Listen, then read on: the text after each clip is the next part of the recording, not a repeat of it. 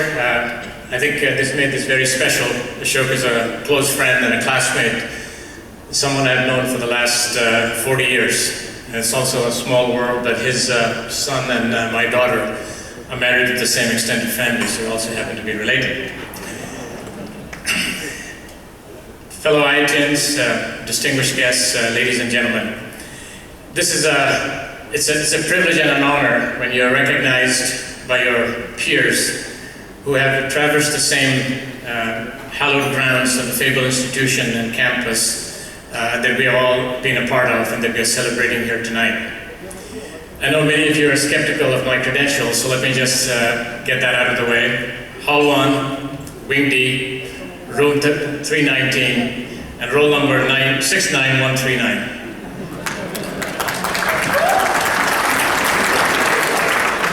I won't tell you my IIT rank though. Seriously, I know I'm standing in front of the raffle here tonight, but they asked you to say something profound, and I'm going to be ever so brief, but just tell you a little bit about myself and our firm and some of the things that mean a lot to me over the years in my own professional career. I've been with Deloitte for 32 years. It's the second job that I've had, so I haven't interviewed for that long, and perhaps I would not get another job if I tried to today. But my career started in 1979 in a small Midwestern town, Cleveland, in Ohio. And at that time, the firm was a little over $1 billion, about 7,000 professionals. I spent my first 18 years in Cleveland, and then I moved here to New York. And we closed our fiscal year in May, so we just closed our fiscal year.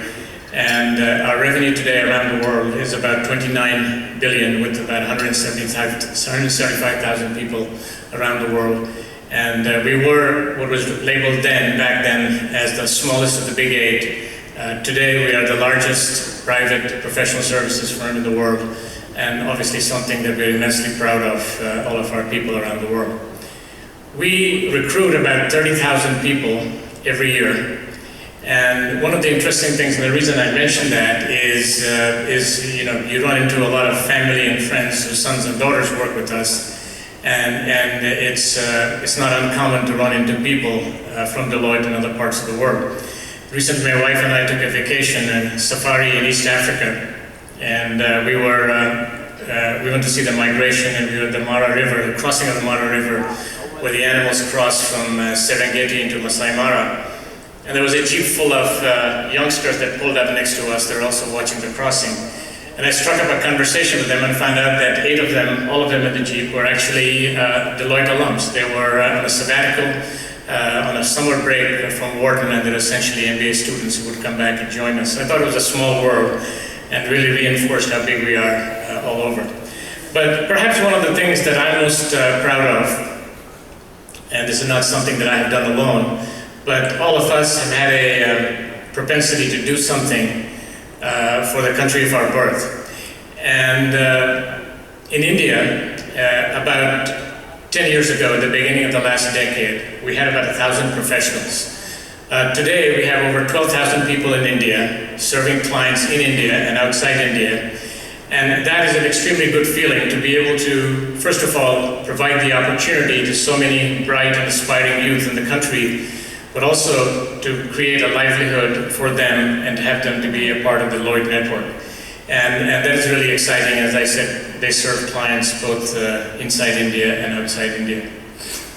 So I'm just going to conclude perhaps with sharing with you 6 learnings. And because of the lateness against the hour, I'll just mention them. I could talk about each one of them. But I guess the best way to describe it would be something that essentially beliefs that represent my core beliefs in terms of my professional career as I have progressed with the firm over the last 3 decades. So the first one, treat others the way you like to be treated. One of the sayings that we have in our firm is that you treat your partners and your clients the same way. Treat your partners and your staff the same way as you treat your clients. So just the respect that you have for professionals. So second, help the person you're working for be supremely successful, but with a non-political touch. I worked in a large organization, and one of the things you always learn is that you don't get somewhere just because you think you're good, but connecting with people, having good mentors who recognize you and help you through the journey is very, very important. And that's what the second point means to me. The third is, don't forget that during the best of times, you're not as good as you think you are, and during the worst of times, you're not as bad as you think you are. And really, all of us go through ups and downs in life. It's never a smooth trajectory, and I think it's very important to believe in yourself and not get carried away by the moment, good or bad. Fourth, always do the right thing, especially when no one is looking. I don't think that needs a lot of explanation. And then the fifth one is, remember the journey is always more fun than the destination.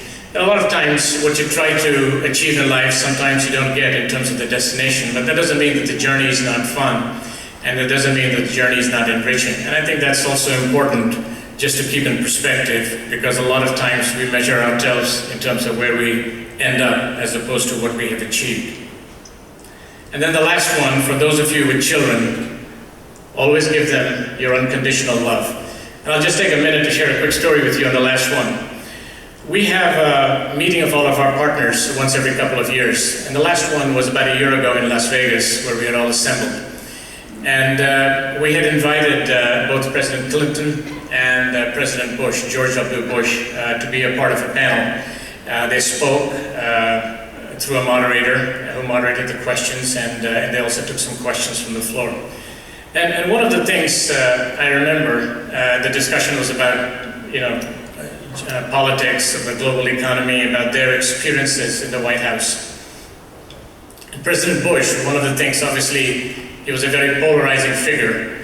Whether you like him or not, that's not the point. And he knew that, and he recognized that, and some of the questions actually had that kind of a drift to it. And one of the things that he said, in slightly different words, but he basically said, I felt very strongly and committed about my decisions. And one of the things that really helped him, he said, was the unconditional love that he got from his parents through the 8 years, and particularly through some moments that represented major lows in his presidency. And he went on to say that that's exactly the same thing that he has done to his twin daughters. So I just thought that was kind of interesting, whether you're a Republican or a Democrat, but in life I think it means a lot to have a family and how you treat them, and what kind of leadership and guidance you provide to them, and that's just some background, the last one. So that's all I wanted to share, and thank you very much again. I'm very touched by the recognition, and I look forward to enjoying the next couple of days with each of you. Thank you very much.